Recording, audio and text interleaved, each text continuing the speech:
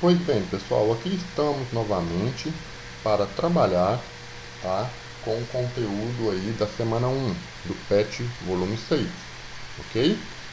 Como eu disse anteriormente, vocês vão encontrar na página 48 o conteúdo, mas eu trago para vocês um conjunto de slides explicativos sobre os 3 fatores importantes, tá?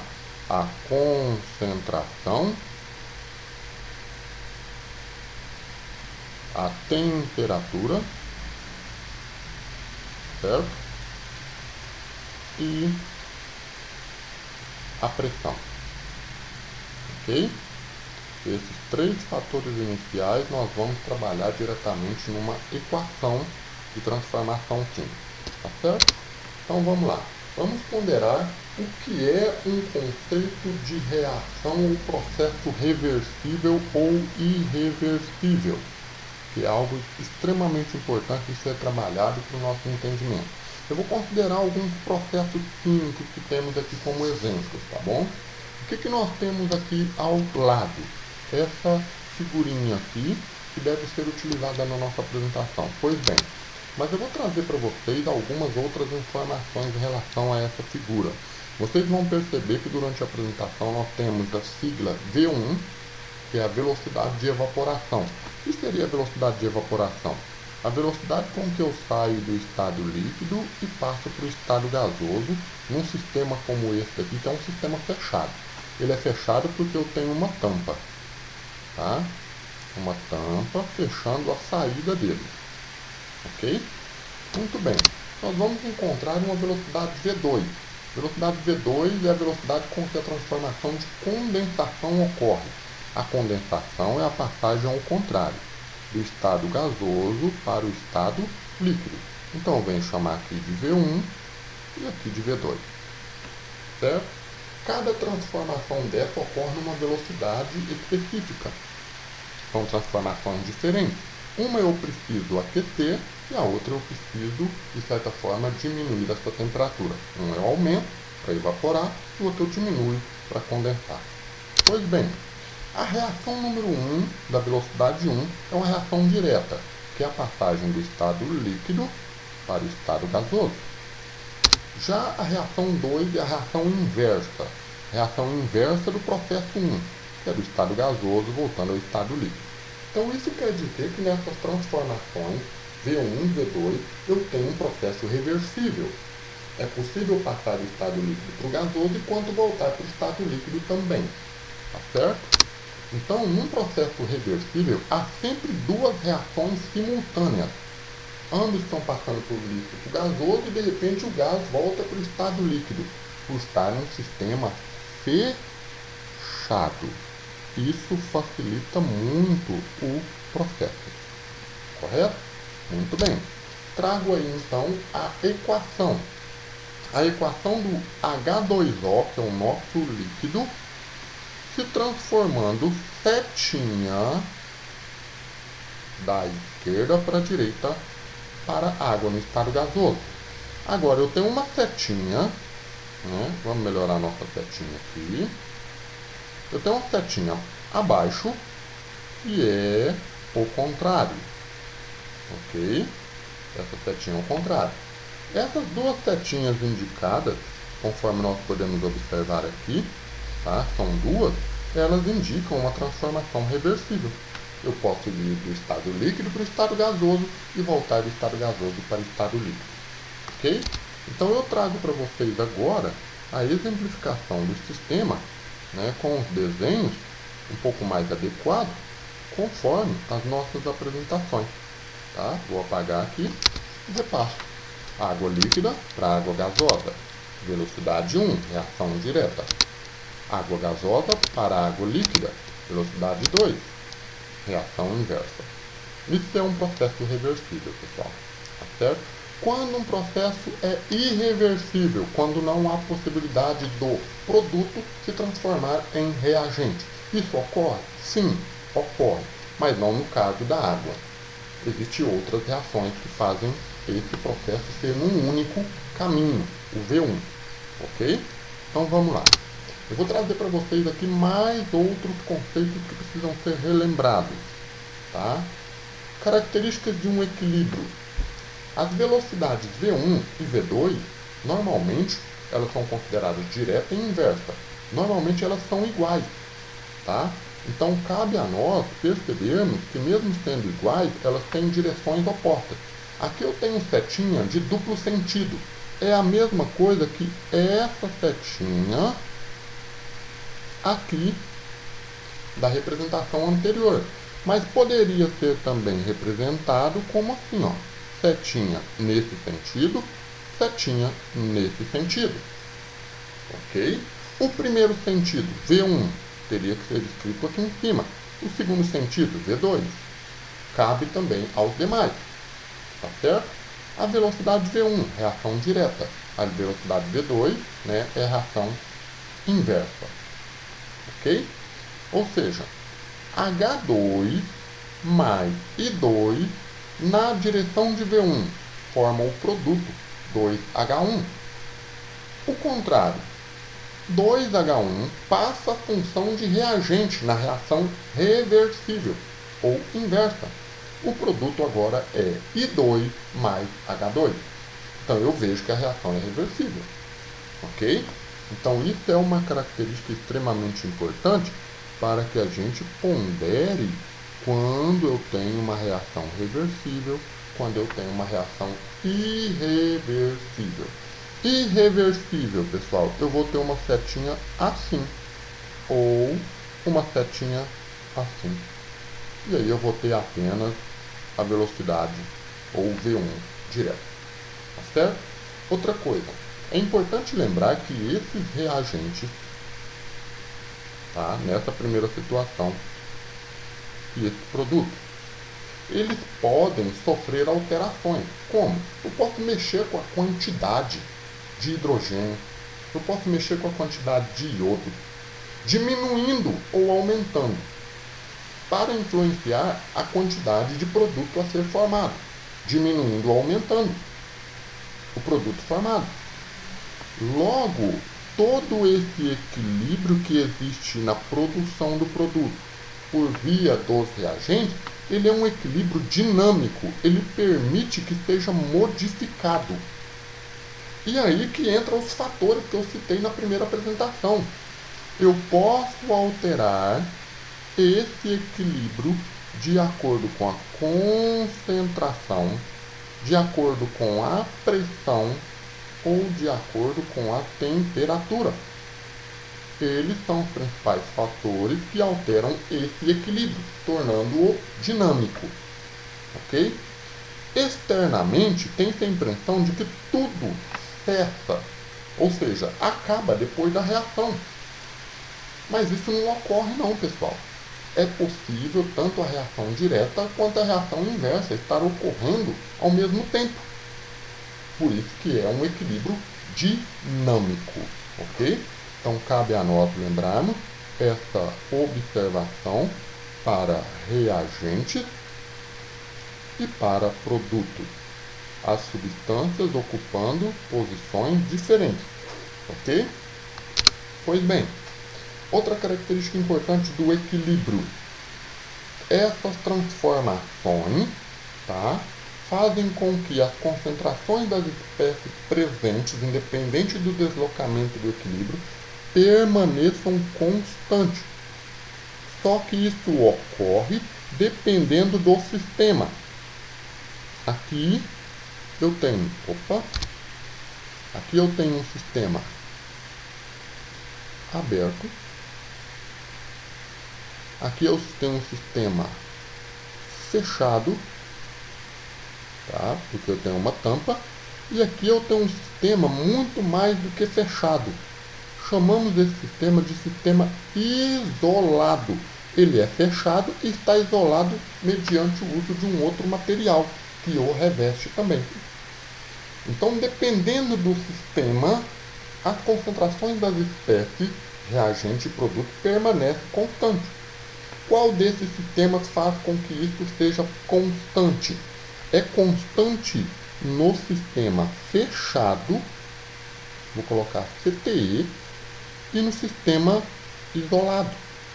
Já o sistema aberto permite que se perca ou que se insira alguma coisa ali dentro. Então a concentração não pode ser constante. Ok? Essa é uma primeira característica, de acordo com o sistema. Onde está ocorrendo a transformação química e nela o equilíbrio entre reagente e produto. Uma reação reversível tende naturalmente ao equilíbrio. Por quê? Ele pode se transformar reagente em produto, ou o produto pode voltar a ser o reagente. Então sempre há um equilíbrio entre eles, como se fosse uma gangorra. Provavelmente vocês vão encontrar, quando assistir a alguma outra videoaula, a idealização de uma gangorra. Aqui é o ponto de equilíbrio dessa gangorra. E aqui eu coloco, por exemplo, uma caixinha denominada de R. Aqui do lado, uma caixinha denominada de P. Reagente e produto. Se eu colocar, por exemplo, durante a reação, uma nova quantidade de reagente, o meu equilíbrio vai continuar o mesmo? Não. O peso, dessa gangorra vai ser deslocado para o sentido de quem? Dos reagentes. Então o reagente vai afundar, no caso da balança. E o produto vai ser elevado, vai ser destacado para cima. Correto? Então eu tenho que pensar que alterações dessa natureza são possíveis nessas substâncias, nesses reagentes, nesse produto. Então a busca do equilíbrio entre quantidade de reagente e produto é essencial para uma reação. Ok? Olha só, o equilíbrio químico só pode ser obtido nas reações que ocorrem em sistema onde? Fechado. Só que ele não fala nada do isolado. Professor, mas o senhor citou que o sistema isolado é interessante para ocorrer esse equilíbrio. Sim, tá? Ele é interessante, ele é oportuno.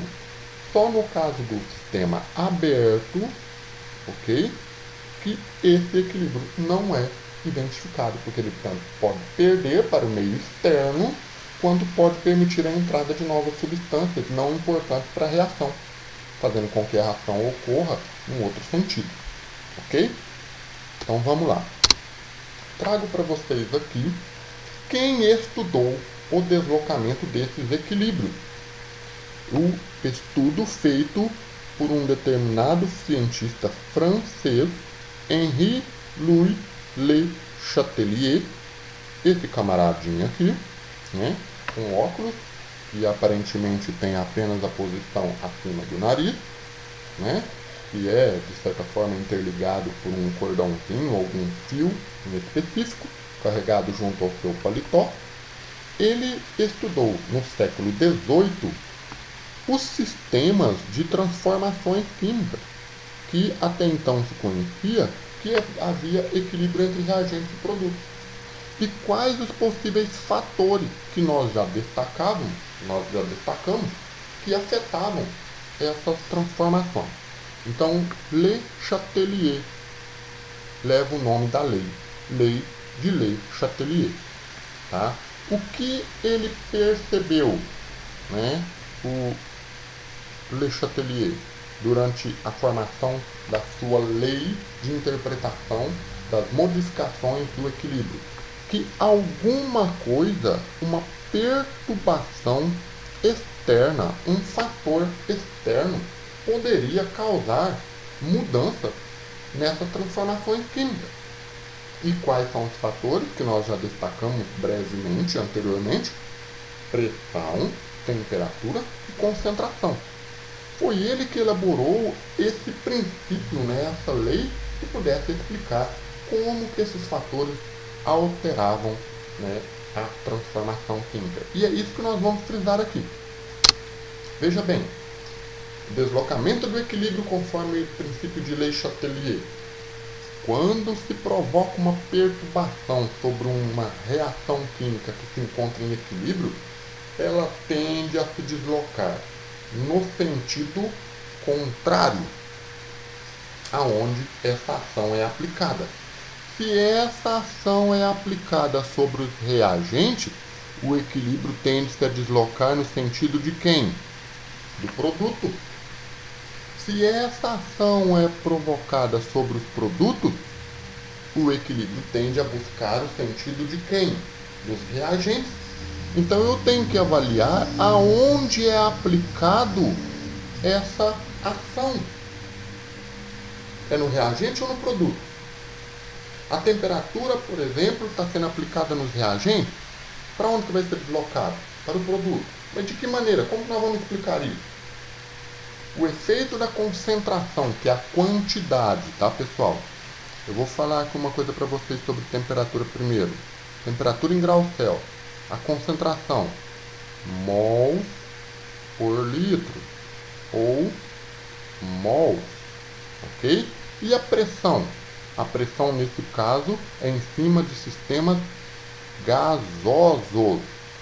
Sistema que contém gases. Então eu tenho situações com informações diferentes aí para considerar, para entendermos esse deslocamento de equilíbrio entre reagente e produto. Concentração de reagente, concentração de produto. A reação é no sistema gasoso? Ok, então tem efeito da pressão. O aumento da temperatura saiu de 15 graus para 25 graus.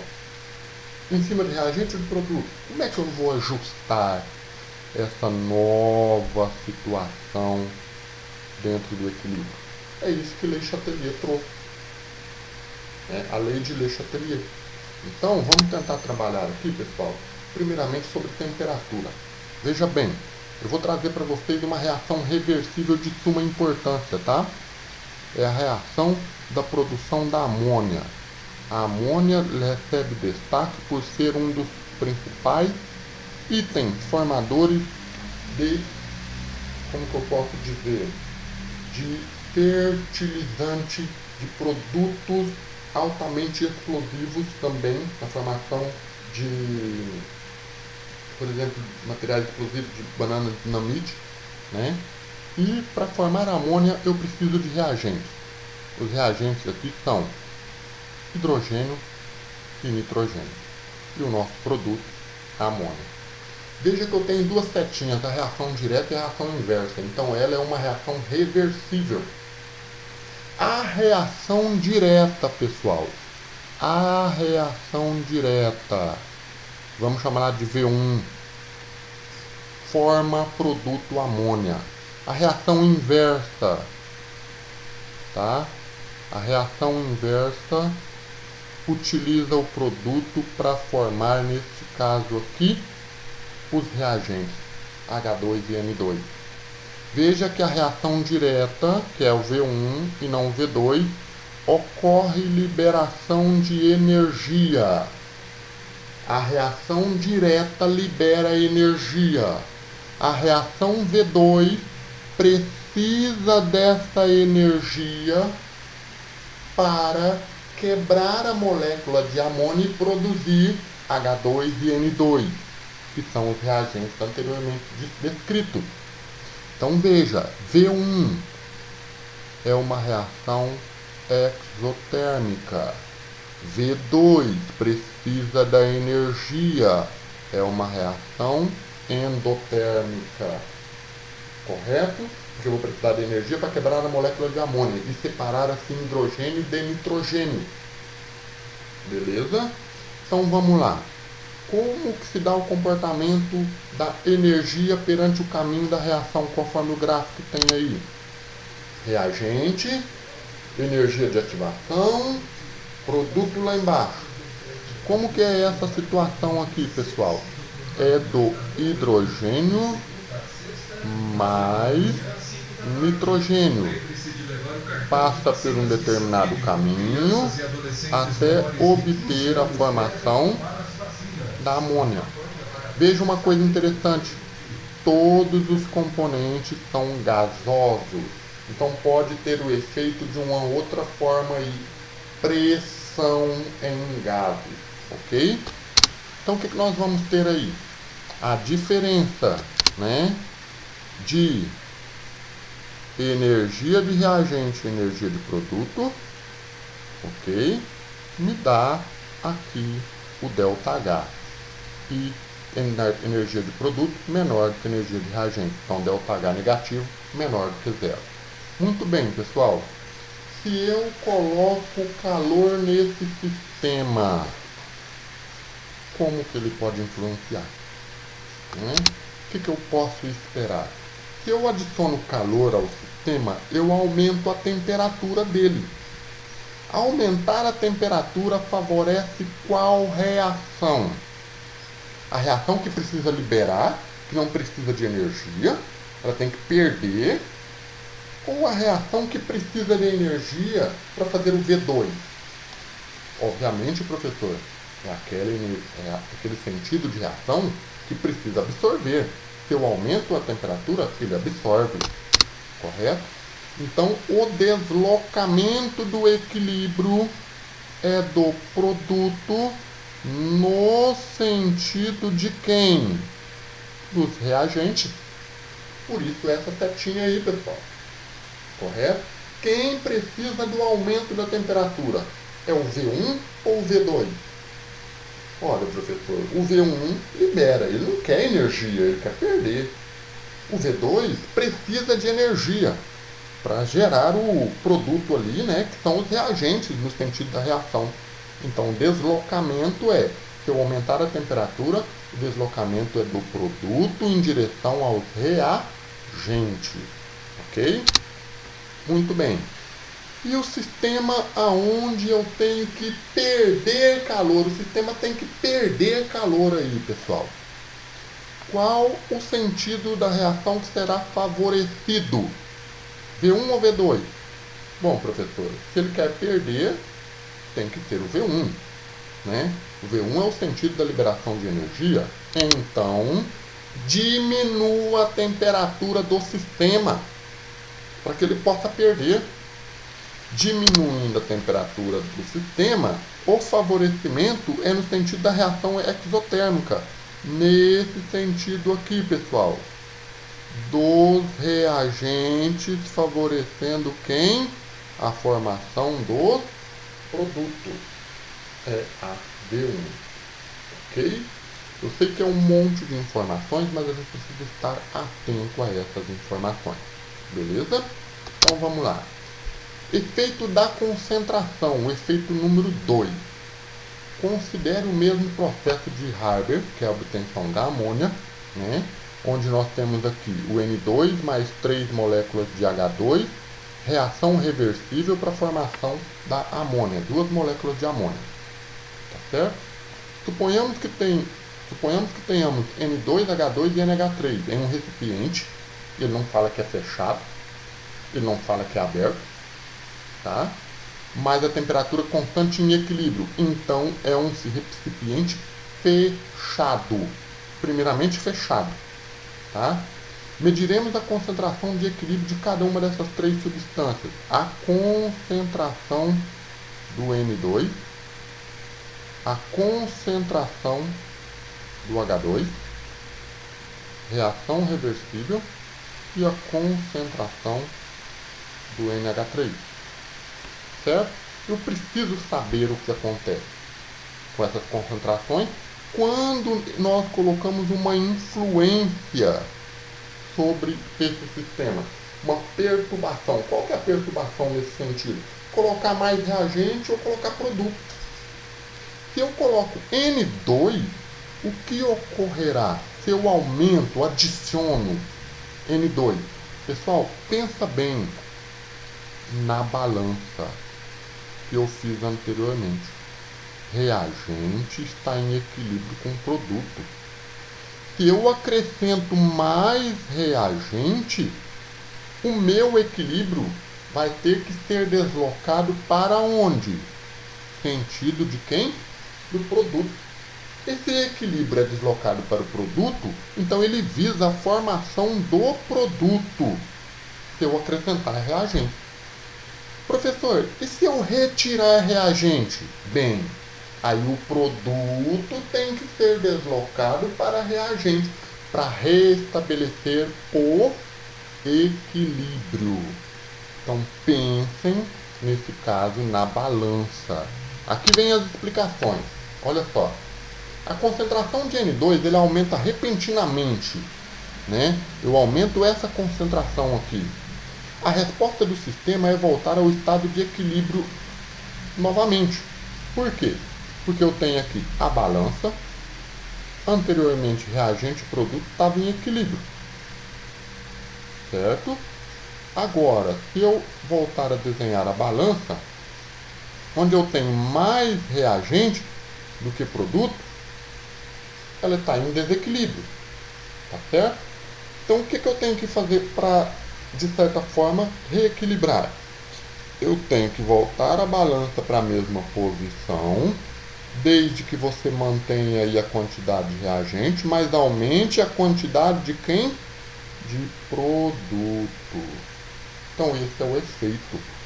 E colocando reagente, no caso do nitrogênio, eu vou aumentar a produção, eu vou aumentar a concentração do produto formado. É isso que normalmente nós escutamos, que o equilíbrio ele foi deslocado para a direita. Como assim para a direita? Se eu aumento a quantidade de reagente, o meu equilíbrio se desloca para a formação de quem? De produto. Então, um deslocamento para a direita. Ok? Agora vamos uma outra situação. Aí a setinha confirmando esse deslocamento para a direita. E se adicionarmos, professor, produto ao sistema? O que acontece? Bom, se eu aumento a concentração de produto, o efeito é o contrário. Eu tenho que deslocar essa quantidade de produto no sentido de formação de reagente. Então, o equilíbrio será deslocado para onde? Para a esquerda. Então, eu tenho, durante a reação, a inserção do NH3, essa quantidade está ali aumentada. Durante a reação, esse NH3 vai diminuir, favorecendo o aumento da quantidade dos reagentes N2 e H2, as novas concentrações deles. Tá certo? Então fiquem de olho, pessoal, nesses efeitos, tá? Então tem aqui um resumo para vocês que eu vou frisar rapidamente. Resumindo o efeito da concentração, temos aumento na concentração dos reagentes, diminui a concentração nos produtos, ou diminuição de concentração dos produtos, eu tenho que deslocar para a direita, certo? O que nós vimos, aumento da concentração dos reagentes. Ok? Professor, mas se eu diminuir no caso do produto, eu tenho que jogar mais para a direita ainda, porque eu tenho que ter mais produto para compensar a grande quantidade de reagentes que passa a ter. Ok? Agora, se eu diminuir a concentração dos reagentes, ou se eu aumentar a concentração dos produtos, o deslocamento tem que ser para a esquerda, né? Reagente, equilíbrio deslocado no seu sentido. Aqui, reagente, equilíbrio deslocado no sentido dos produtos. Ok? Terceiro fator de suma importância, pressão, pessoal. Nós devemos considerar ainda o processo de Born-Haber, né, que é a formação da amônia, porque ele traz aqui que todos os reagentes de seus produtos são gasosos. Por favor, efeito de pressão não atua sobre estado sólido e tampouco sobre estado líquido. Não atua sobre estado sólido e tampouco sobre estado líquido. Por quê? Porque as moléculas que estão no estado sólido ou os átomos estão compactados. No estado gasoso, eles estão distanciados. Então é passível de você diminuir a pressão ou aumentar a pressão. Mas lembre uma coisa: um sistema fechado, onde eu tenho moléculas ou átomos aqui dentro, certo? Para se aumentar a sua pressão, eu preciso que esse volume diminua. Então existe uma correlação onde o aumento de pressão faz com que o volume diminua. Aumentou a pressão, atuando a pressão sobre esse sistema, o seu volume diminui. Então prestem bem atenção. A alteração de pressão envolve alteração de volume. Então, quando falar de alteração de volume, lembrem, tem pressão envolvida, ok? Suponhamos que repentinamente o volume de um recipiente seja diminuído, ou seja, que ele é diminuído, é essa situação aqui que eu estou demonstrando, onde o volume diminui e tem uma pressão atuando. As quantidades de N2, H2 e NH3 não serão imediatamente afetadas. Contudo, as suas concentrações aumentarão imediatamente. Por quê? Porque elas vão estar ocupando um menor espaço. E a concentração é mol por litro, quantidade de matéria por volume. Então, se eu diminuo o volume, eu estou aumentando a concentração. Então, dessa forma, como que o sistema reagirá? Olha só, o efeito da pressão.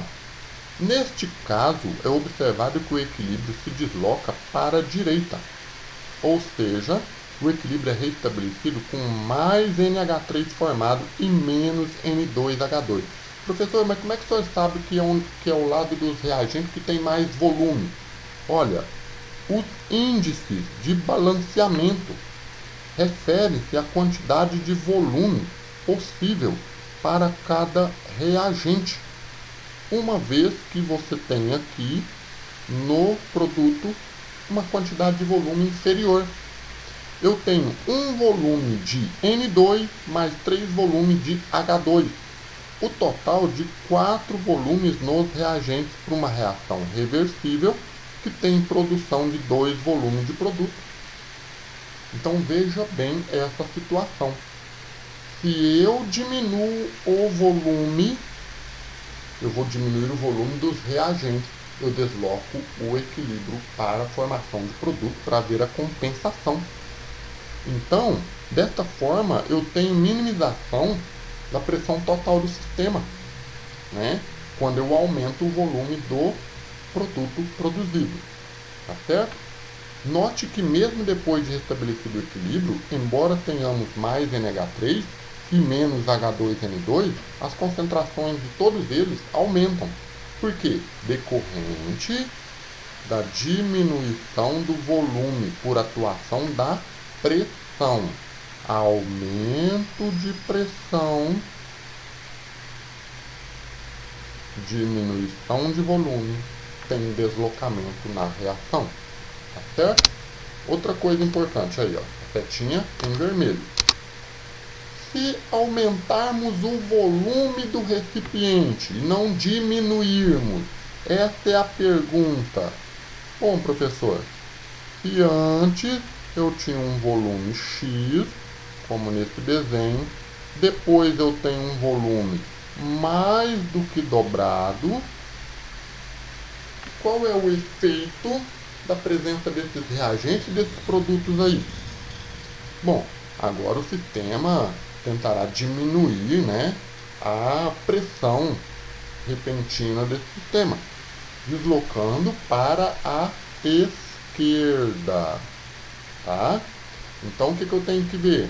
Que se eu aumentar o volume, eu tenho uma pressão reduzida. Aumento de volume, pressão reduzida. Então, o aumento de volume se deu aonde? No produto. Então, eu tenho que deslocar meu equilíbrio no sentido dos reagentes para compensar essa diminuição de pressão. Ok? Então, veja que no caso do efeito de pressão, é assim que se estabelece a relação entre eles. Então, resumo básico do efeito de pressão, pessoal. Aumento a pressão total do sistema, diminui o volume. Eu desloco a reação para o lado que tiver menos moléculas, menos volume. Se eu diminuo a pressão, eu tenho um aumento de volume. Eu tenho que deslocar a reação para o lado onde tem maior número de moléculas. Aqui é extremamente importante vocês considerarem uma notação, anotar no caderno de vocês essas duas observações, o resumo da pressão e o resumo da concentração que ficou nos slides anteriores, ok? Então vamos lá. Eu vou trazer para vocês aqui uma resolução comentada de 2 exercícios, rapidamente. Para o equilíbrio abaixo, determine o efeito provocado por cada ação que foi listada na letra A, na letra B e na letra C. Olha só. Reagente: 2 partes de ferro no estado sólido, 3 partes de água no estado gasoso. Sólido com gás. Não é totalmente gasoso. Ok? Formação de produto: sólido, formação de produto gasoso. E mesmo assim é uma reação reversível. Eu tenho a reação direta, que eu vou chamar de D, e tenho a reação inversa, que eu vou chamar de I. O que acontece ao adicionarmos H2 ao sistema? Eu estou aumentando o H2. O que acontece nesse sistema aí? Eu tenho que deslocar o equilíbrio para a esquerda, para a formação dos reagentes, para compensar o aumento da concentração de H2. Ok? É isso que eu tenho que fazer. Aumentei de um lado, compensa para o outro. Se eu aumentar a concentração de H2, O, que nesse caso é o reagente, eu tenho que haver uma compensação para a direita, formação de produtos. Se eu aumentei a concentração de H2, tem que compensar nos produtos. Então, deslocamento do equilíbrio para a formação dos produtos. E se eu aumentar a pressão total do sistema, pessoal, o que acontece? Esse aumento de pressão só ocorre quando a reação é totalmente gasosa. Nós temos aí reagente sólido.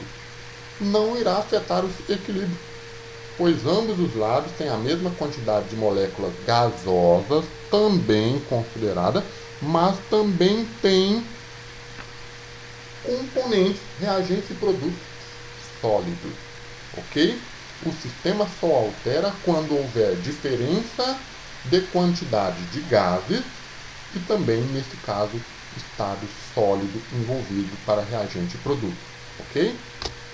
Trago para vocês mais um exercício dessa resolução comentada, um exercício da UNB, onde nós temos um dos processos de fabricação de H2 consiste em passar uma mistura de monóxido de carbono e vapor de água sobre um catalisador a uma temperatura de 50 graus. Olha só, 50 graus Celsius, catalisador envolvido para acelerar a transformação. Mas é uma reação em equilíbrio porque eu tenho a reação direta e a reação inversa. Ok? O reagente é o CO e mais H2O. A reação direta tem formação de CO2 mais H2. A reação inversa é o contrário. Procedimento correto para você obter um maior rendimento de H2 que está onde? Está nos produtos. Eu tenho que fazer alguma coisa em qual lado? Eu tenho que fazer alguma coisa no sentido dos reagentes, para que a reação se desloque para a formação de mais produtos. Então tem que ter alteração nos reagentes. Eu tenho que diminuir a concentração do monóxido de carbono. Pessoal, se eu diminuir essa concentração aqui, vai ser de produto para o reagente. O produto vai ter que transformar em reagente para compensar essa perda. Injetar gás carbônico está no produto. Se eu injeto gás carbônico, eu aumento a quantidade de produto, então tem que ter compensação no sentido dos reagentes. Injetar vapor de água. Quem é o vapor de água? O vapor de água é o H2O. Então eu tenho alteração. Injetar é aumentar a concentração de H2O. Eu aumentando a concentração de H2O, eu altero o equilíbrio no sentido dos produtos. Então qual é a alternativa? Alternativa de letra C. Ok, pessoal? Então, nós estamos partindo aqui para a último slide, última resolução de exercício. Espero ter contribuído para vocês e vejo vocês na próxima aula.